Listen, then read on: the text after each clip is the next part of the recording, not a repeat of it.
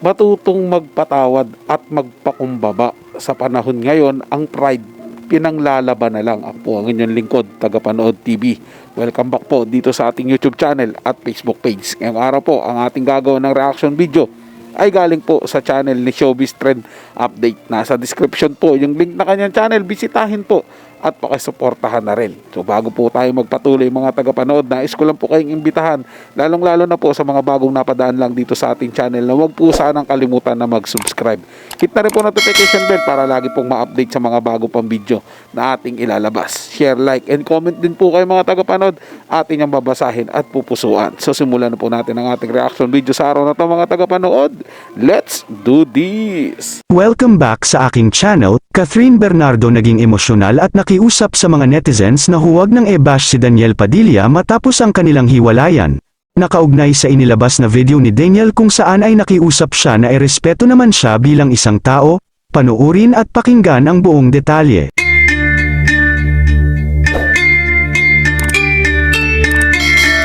Habang tumatagal nga ay mukhang palalim ng palalim ang galit ng mga netizens kay Daniel Padilla, lalong-lalo na ang mga fans ni Catherine Bernardo dahil sa panloloko nito. Matatandaan kasi na naisiwalat ang mga kalokohan ni Daniel Padilla matapos ang breakup nila ng kanyang girlfriend na si Catherine.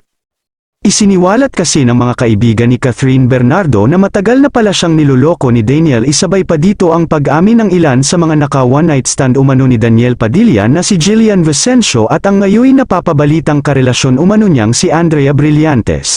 At nang dahil nga sa mga isyong ibinabato kay Daniel Padilla, ay hindi niya na ito nakayanan pa at nagsalita na siya at nakiusap sa mga kapwa niya artista na huwag na siyang siraan sa social media dahil lalo lang nadadagdagan ang galit sa kanya ng mga tao. Nakiusap rin siya na imbis e-bash siya ay magkaisa na lang daw ang lahat ng mga Pilipino nang sa ganon ay maging maayos na ang lahat. Dismayado din siya sa mga kapwa niya artista na itinuturing niyang kaibigan na imbis na huwag nang makisawsaw pa, ay mas pinili pang makialam at magsalita na hindi naman dapat, pero imbis na maawa sa kanya ang mga netizens ay lalo pang nanggalaiti sa kanya na tila paawa effect daw sa publiko, na akala mo siya ang biktima. Pero matapos makiusap ni Daniel sa publiko, ay agad naman nag-post si Catherine Bernardo sa kanyang social media account, at marami ang nagulat dahil sa mga naging pahayag ni Catherine, dahil imbis na magalit siya kay Daniel dahil sa mga panlolokong ginawa sa kanya nito ay tila naawa pa siya at nakiusap sa mga netizens na huwag nang palakihin pa at tumigil na sa patuloy na pambabato ng masasakit na salita sa kanyang ex-boyfriend. Aniya, pakiusap po, tama na po, maayos po kaming naghiwalay ni DJ, huwag na po natin siyang i-bash, alam ko po na galit kayong lahat sa kanya, pero tama na po please, maghihilom din po ang lahat. Samantala, marami naman ang humanga kay Catherine Bernardo dahil imbis na kamuhian at ipahiya niya sa social media si Daniel dahil sa panloloko sa kanya, ay mas pinili niya na lang manahimik at pagalingin ang natamo niyang malalim na sugat sa kanyang puso. May isang post naman ang nag-viral sa social media na ibinahagi ng isang pari na may kaugnayan sa hiwalayan ng Kathniel, kung saan ay sinabi nito na ang mga babae daw ay hindi basta-basta sumusuko yan sa isang relasyon. Kahit nahihirapan na daw ito, pero once na niloko na daw sila, ay agad itong bibitaw sa relasyon kahit sobrang mahal ka pa. Kayo mga ka-showbiz, anong masasabi nyo sa ating showbiz topic ngayon?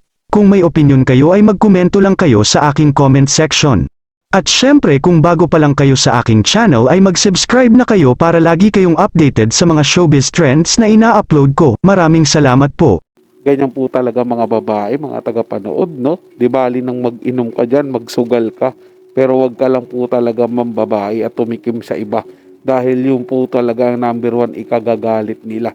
At talagang bibigay na po sila. Gaano man po sila kapasensyoso, gaano man po sila nagtitimpi, gaano man po kanila kamahal. Talagang bibigay at bibigay po sila sa relasyon ninyo. Pagka panloloko na po ang pinag-uusapan. Lalo na po kung may third party. Ako po mga tagapanood. Kaya kung totoo man po yun na ganun po yung ginawa ni Daniel Padilla, sa tingin ko po mga tagapanood, hindi na nakayanan ni Catherine Bernardo. Yung pressure na ganun, syempre malalaman mo, yung BF mo, merong one night stand. Diba po, hindi lang isa. At naku po, baka maraming beses pa. Syempre, sa part naman po ni Daniel Padilla, mga tagapanood, syempre, gaya po ng sinasabi ko, lalaki lang po yan mga tagapanood. Siyempre, kapag ka natukso po yan, baka hindi po talaga napigilan, hindi po kayang pigilan yung tukso. Hindi po ba? Ay kaysa naman gawin niya kay Catherine na minamahal niya po, hindi niya po kayang gawa ng masama o pagsamantalahan hanggat hindi pa po sila kasal. Kaya sa iba po siguro. Ay, sa sarili ko pong opinion yun, mga tagapanood ha. Baka wala pa pong nangyayari sa kanila. Siyempre, dahil sa respeto po ni Daniel Padilla kay Catherine Bernardo. Kaya nga lang po, yun po siguro sinamantala ng ibang babae na inakit si Daniel Padilla. Parang gusto sabihin na, dito ka sa akin, ibibigay ko to lahat sa'yo.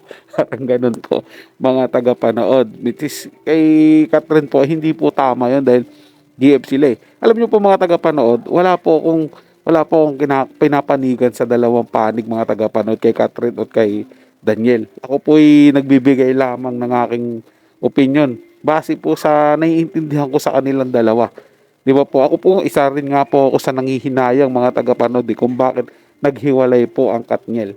Di ba? Matagal ko po talaga silang sinusubaybayan. Mga lodi ko po mga tagapanood. Kahit may edad po ako sa kanila, kahit mas matanda po ako sa kanila, lodi ko po sila.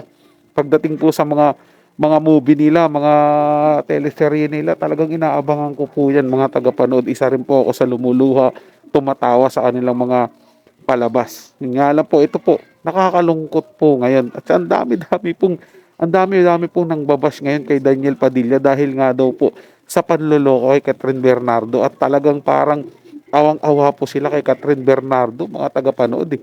Ganun po talaga sa isang relasyon, ganun po talaga, lagi po talagang lalaki ang may pinakamabigat na kasalanan. Lagi po talagang lalaki ang binabatikos.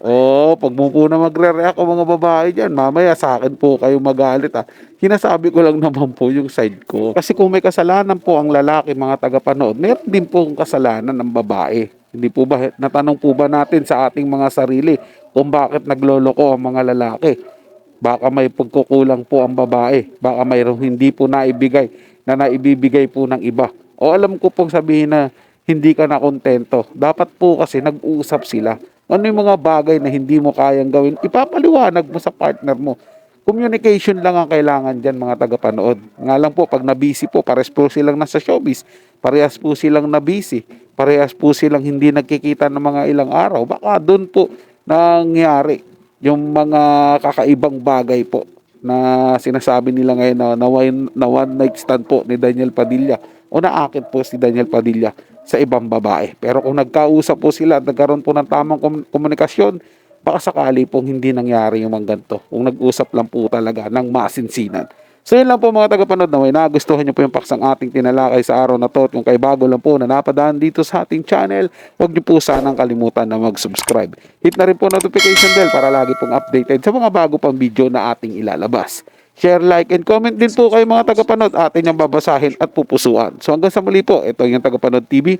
Komento at opinion lamang, wala pong personalan. Paalam po at mabuhay po kayong lahat.